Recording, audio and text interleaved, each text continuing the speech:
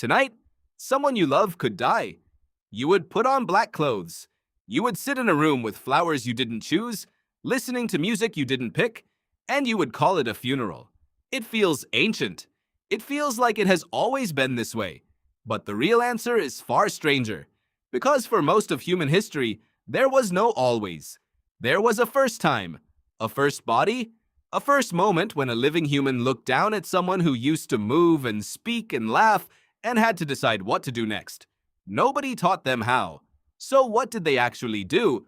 Go back roughly 70,000 years to a cave called Shanidar, tucked into the Zagros Mountains of what is now northern Iraq. In the 1950s, an archaeologist named Ralph Solecki was digging through layers of ancient sediment when he found something that shouldn't have been there. A Neanderthal skeleton. Curled. Deliberate. And around the body, clusters of pollen from flowers that don't grow near caves on their own. Solecki concluded something extraordinary. He believed Neanderthals had laid their dead to rest on a bed of flowers. The press loved it. The world got a headline. The Flower Burial. Cavemen with Hearts. Grief older than modern humans themselves. Here's the twist. Decades later, other researchers went back to that same site. A team led by archaeologist Chris Hunt re-examined the pollen and found something the original story hadn't accounted for. Burrowing rodents. Persian jurds, to be exact. Small mammals known for dragging seeds and flowers into their tunnels. Tunnels that ran straight through that ancient grave. The flowers might not have been mourning. They might have been rodent housekeeping, 10,000 years after the fact. So was Shanidar a myth? Not quite. Because even without the flowers, the body itself was still deliberately positioned, still protected, still placed with intention. The romantic detail crumbled. The underlying behavior did not. This is where the real story of grief begins. Not with flowers, with bodies that were moved, arranged, and kept. Rewind further to Qafzeh Cave in Israel, roughly 100,000 years ago. Archaeologist Arella Hovers and her team uncovered the remains of early Homo sapiens, including a child, buried with deer antlers pressed into their hands and red ochre pigment scattered across the site. Ochre is not decoration you stumble into by accident. It has to be mined, ground, mixed. Someone chose to cover a body in red. Why red? Nobody knows for certain. Some researchers think it symbolized blood, or life, or simply mattered because it stood out. What matters more is the choice itself. Somebody decided this body deserved an object, deserved a color, deserved to be treated differently than the dirt around it. That is the moment grief becomes visible in the archaeological record.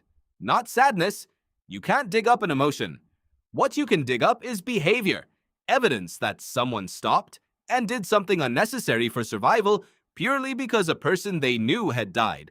Now travel to Sungir, in modern-day Russia, around 34,000 years ago.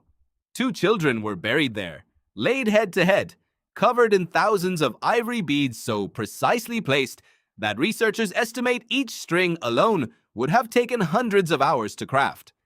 Alongside them, ceremonial spears carved from mammoth tusks, too fragile and too perfect to have ever been used for hunting. Hundreds of hours for the dead.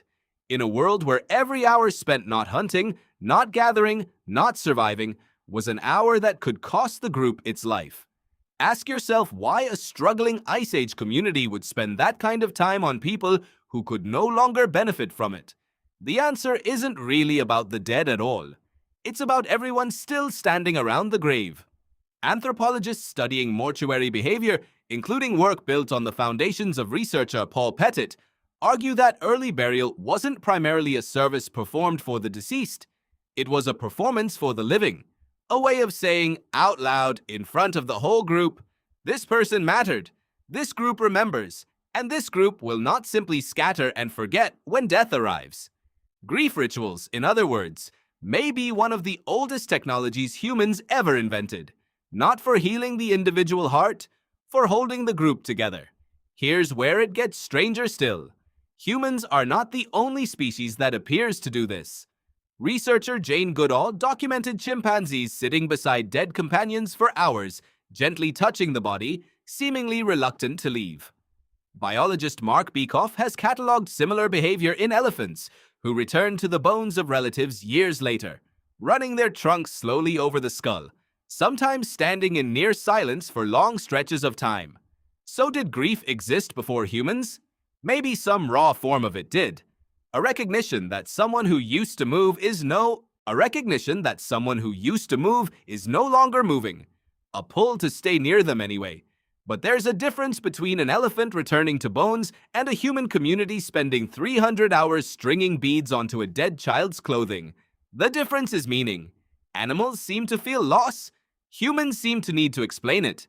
And once you can explain something, you can turn it into a story, a ritual, a shared belief that stretches beyond any single life.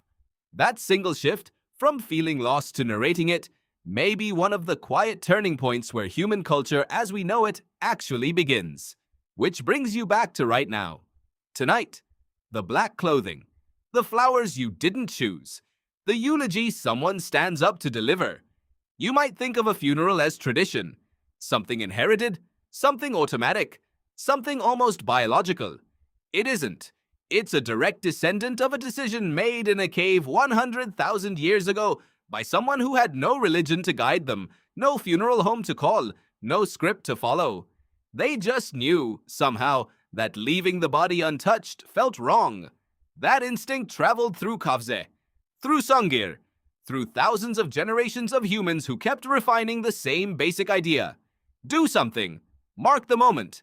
Do not let this pass in silence. Every time you attend a funeral, you are not performing an old custom. You are the newest link in one of the oldest chains of human behavior ever recorded. Older than language as we know it, older than agriculture, older than most of what you'd call civilization. And every time you feel the strange, heavy pull to do something for someone who is gone, to send flowers, to write a message you know they'll never read, to visit a grave and simply stand there, you are not being sentimental. You are running code that is roughly 100,000 years old. Tonight, someone you love could die.